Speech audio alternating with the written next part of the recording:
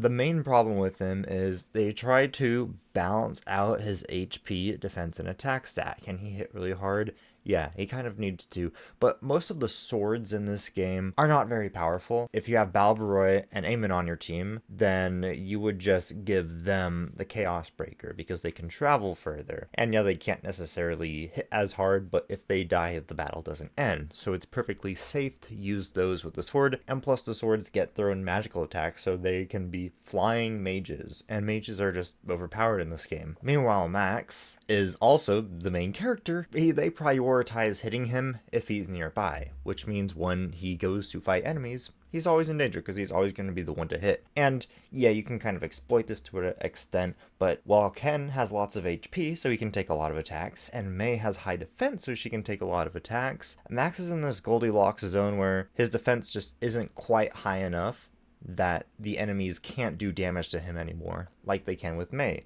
You get a couple levels into Mei, her defense stat is so high, people can only do 1 damage to her, and then because of her lower HP stat, she is more susceptible to magic damage versus the inverse is for Ken, where he's better at fighting on magical entities who want to cast like Blaze on him as opposed to melees. Max has neither of these benefits. I don't know what point system they used to try to balance out the stats. It feels like if the stat point that they put into his magic for the egress ability, if that was just put into his HP, he wouldn't be bad. And I'm pretty sure that most of us aren't really casting egress anyways because we're like, oh, if we lost the fight, then we deserve to lose the however much gold that we lose upon the battle end. Like, there needs to be some sort of punishment, just that, oh, I pushed this button and now I get out and I just go revive my team and re-enter the fight. It feels like a cheat code, and it doesn't feel like it honors the tactical part of the game. So he's just not bulky enough to justify being like